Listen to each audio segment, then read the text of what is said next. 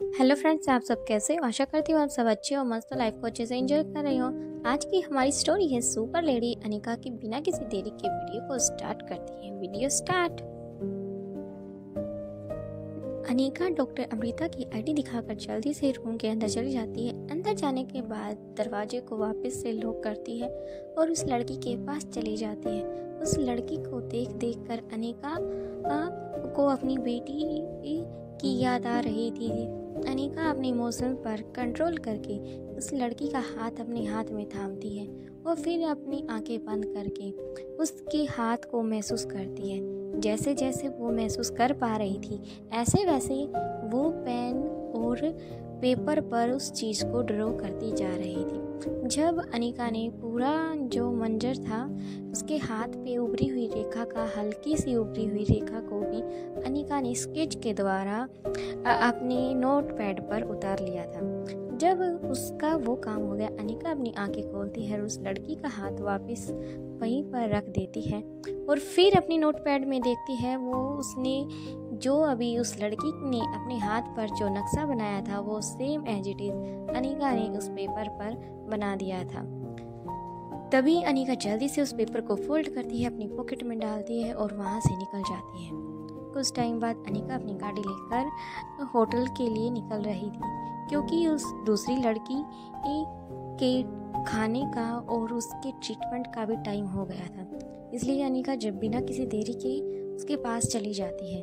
कुछ टाइम बाद ही अनिका की गाड़ी होटल के बाहर रुकती है और अनिका जल्दी से अपना सारा सामान लेकर रूम की तरफ अपने कदम बढ़ा देती है। कुछ टाइम बाद अनिका अपने रूम के अंदर पहुंच चुकी थी और जल्दी से उस लड़की के जितने भी मशीन वगैरह अनिका ने उसकी बॉडी टेम्परेचर हर चीज़ को अपने मोबाइल में कैप्चर किया था। यानी कि अनिका भले ही वहाँ पर नहीं थी लेकिन अनिका ने वहाँ पर उस लड़की की निगरानी के लिए काफ़ी कैमरे लगाए हुए थे। पूरा रूम कैमरों से एक कंट्रोल में था अनिका के मोबाइल में। इसलिए अनिका मोबाइल के जरिए उस लड़की की हर एक बॉडी मूवमेंट को नोटिस कर पा रही थी। अनिका ने देखा कि उस लड़की में पहले के मुकाबले काफ़ी चेंज बॉडी लैंग्वेज में सुधार आया है। इसलिए अनिका जल्दी से उसको इंजेक्शन इंजेक्ट करती है और उसकी फिंगर से कुछ एक्यूपंक्चर का ट्रीटमेंट करती है। कुछ टाइम उसकी एक्सरसाइज यानी कि हाथों की जो मसल्स थी वो काफ़ी लूज़ हो चुकी थी। यानी कि उसके हाथ तो थे लेकिन वो जो पकड़ने की या फिर हाथ उठाने की क्षमता थी वो ना के बराबर ही थी।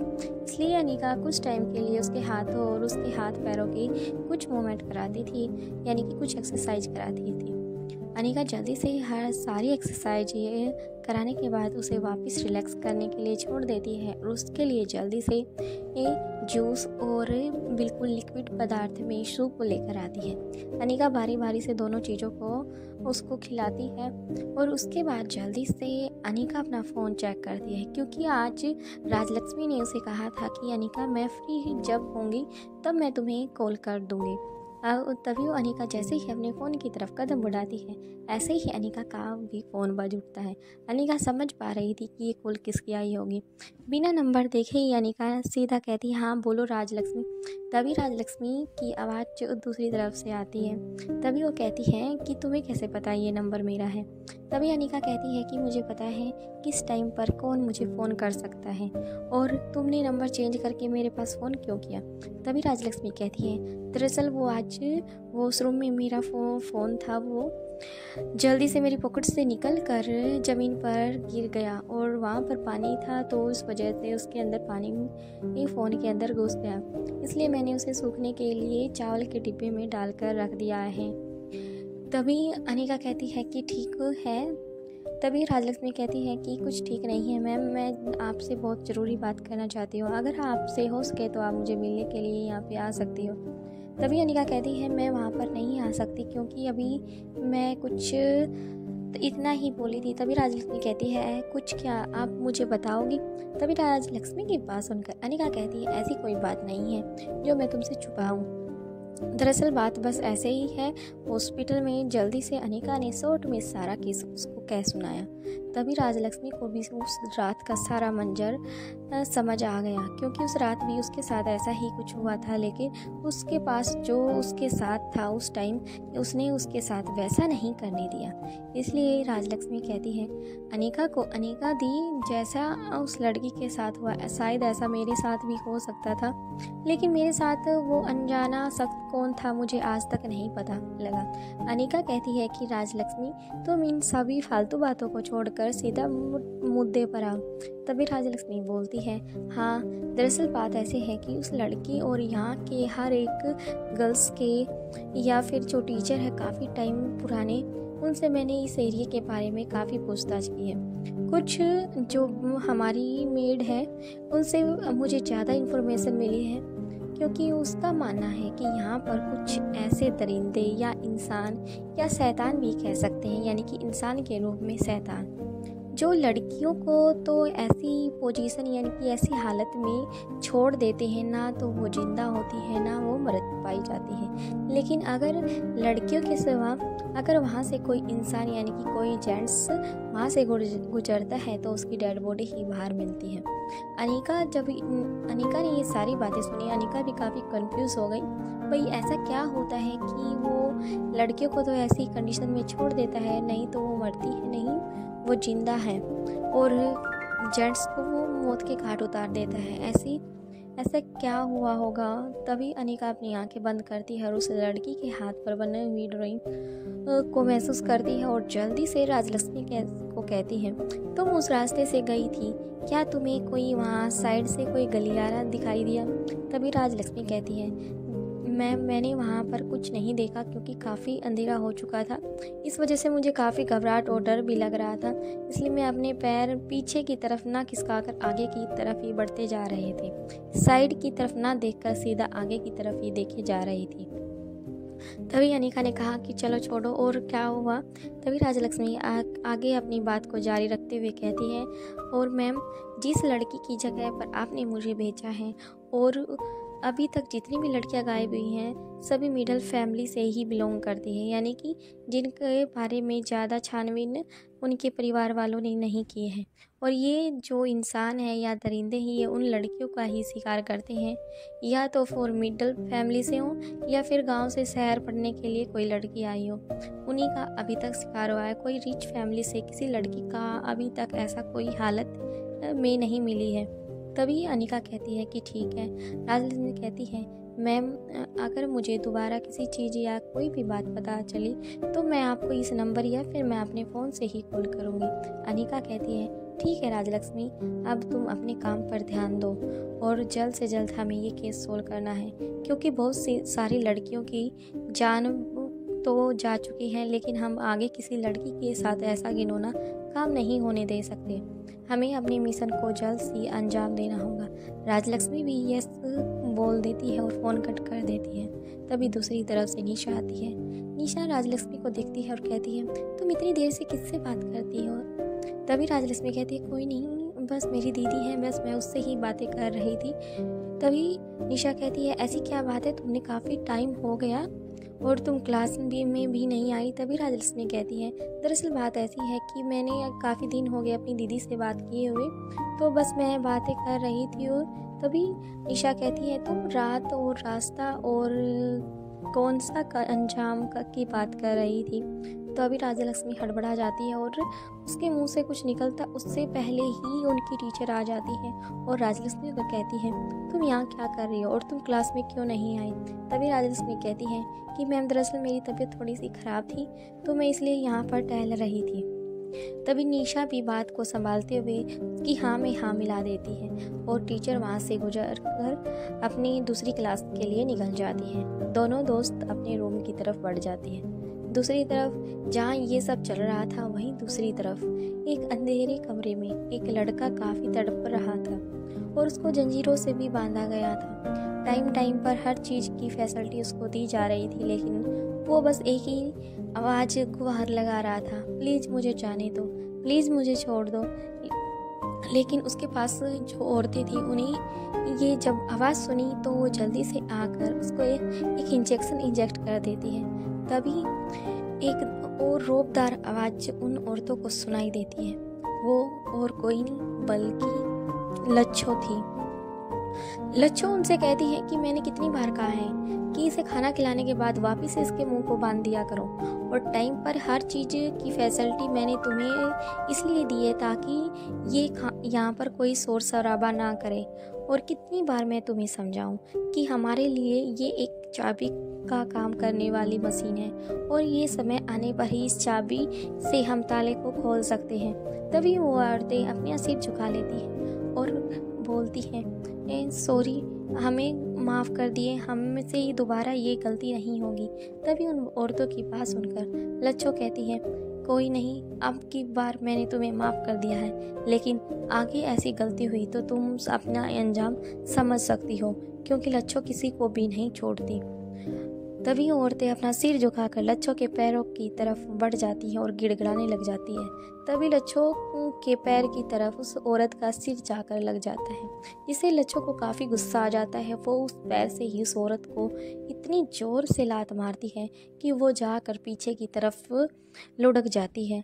लुढ़कने से उसका बैलेंस बिगड़ जाता है, और जो साइड में काफ़ी नुकीली चीज़ें रखी थी, कांच वगैरह, वो उसके सिर में जाकर लग जाता है और उसके सिर से काफ़ी खून बहने लग जाता है। जो बाकी की औरतें थी वो ये मंजर देखकर काफ़ी अपने आप को कंट्रोल करने लग जाती हैं, और उनके हाथ पैर सब कांपने लग जाते हैं। तो किसी भी औरत की हिम्मत नहीं थी कि वो उस औरत को उठाकर उसका ट्रीटमेंट या फिर उसके खून को रोक सके। तभी लच्छो की आवाज़ सुनकर वो औरतें खड़ी हो जाती हैं। लच्छो कहती है, उठो और उसे पकड़ो और उसका ट्रीटमेंट करो। तुम्हें पता है कि मैं किसी को नहीं बख्शती, नहीं छोड़ती, और अभी तक तुमने मेरा कोई भी खौफनाक चेहरा शायद आज से पहले नहीं देखा होगा, लेकिन आज तुम दोनों इस थोड़े से ही हिंट को समझ चुकी होगी कि मैं तुम्हारे साथ क्या कर सकती हूँ। तभी वो औरत अपने हाथों को जोड़कर लच्छो के सामने खड़ी हो जाती है और कहती है, मासा, हमें माफ़ कर दो, हम दोबारा ये गलती नहीं करेंगे। लच्छो कहती है, ठीक है, अब मैं चलती हूँ। इतना कहकर वो वहाँ से गुजर जाती हैं, और वो औरतें उस औरत को उठाती हैं और उसके सिर पर पट्टी करती हैं। थैंक यू फ्रेंड्स, वीडियो पसंद आए तो please like, share, subscribe, comment कर जरूर जाना। Thank you. कोई गलती हो उसके लिए दिल से सॉरी, दिल से सॉरी, दिल से सॉरी। लच्छो के साथ अभी जो हुआ था, लच्छो काफ़ी घबराई हुई थी, क्योंकि लच्छो बस वहाँ से गुजर रही थी तो उसे आवाज़ सुनाई दी, तो वो उसके कदम अपने आप उधर की तरफ बढ़ गए, क्योंकि वो दमयंती से मिलने के लिए आई थी। तभी वो दमयंती के ठिकाने पर पहुँच जाती हैं, जहाँ पर दमयंती बैठी हुई थी। तभी बिना किसी देरी के, बिना लच्छो को देखे ही दमयंती लच्छो से कहती है, तुम आ गई। लच्छो कहती है, आप तो मेरी आहट से ही मुझे पहचान लेती हैं, और आपने तो मुझे देखा भी नहीं। तभी दमयंती कहती है कि तुम तो मेरे जिगर का छल्ला हो, और जो अपने जिगर के छल्ले को कोई भले ही दूर हो जाए लेकिन उसे भूल नहीं पाता। तभी लच्छो ऐसी बातें सुनकर दमयंती के जाकर गले लग जाती है और कहती है, मासा, बस आप ही तो हैं जो मुझे अच्छे से समझती हैं। और मासा लच्छो से कहती हैं, तुम भी मुझे अच्छे से समझती हो, हम दोनों ही इस दुनिया में आए हैं, हम दोनों ही दुनिया से जाएंगे। दोनों एक दूसरे के गले लग जाती हैं और काफ़ी हंसने लग जाती हैं। एक दूसरे की तरफ कुछ ऐसी बातें कर रही थी जो अनकही और अनसुनी थी। तभी लच्छो के फेस पर थोड़ा सा खून लगा हुआ था। तभी दमयंती कहती है कि तुम किसको मारकर या फिर किसके साथ क्या करके आई हो। तभी लच्छो कहती है, बस ऐसे ही। तभी दमयंती कहती है, बताओ तो सही, ऐसा क्या किया है तूने। तभी लच्छो कहती है कि दरअसल बात ऐसी है कि मैं वहाँ से गुजर रही थी, और जो उस कमरे में वो लड़का है वो काफ़ी आवाज़ कर रहा था, जो कि मुझे इरिटेट कर रहा था। मैंने कितनी बार कहा कि मुझे शोर शराबा चिल्लान की आवाज़ें बिल्कुल भी पसंद है, मुझे बस शांति चाहिए, जो कि मेरे हर एक मकसद को पूरा करने के लिए बहुत ज़रूरी है। इतनी बात सुनकर जल्दी से एक औरत आती है और कहती है, मासा, मासा, मासा। तभी दमयंती कहती है, क्या हुआ। तभी वो औरत कहती है कि मासा, अभी जो जिसके साथ एक छोटा सा हादसा हुआ था उसकी जान चली गई है। तभी लच्छो कहती है, और ये तो होना ही था, क्योंकि वार किसने किया था। तभी लच्छों की बात सुनकर दमयंती समझ गई कि ये हो ना हो ये लच्छों ने ही किया है। और इतना कहकर दमयंती कहती है कि उसे अच्छे से उसका अंतिम संस्कार कर दो।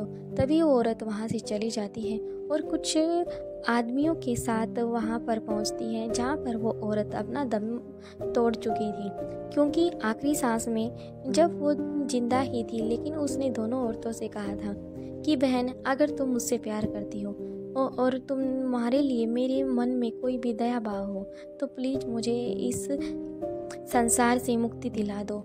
मैं इस कैद से तो बाहर नहीं जा सकती और अपने आप को भी नहीं मार सकती। अब मेरे पास इस यहाँ से मरने का और कोई जरिया नहीं है। मौत के घाट उतार दो।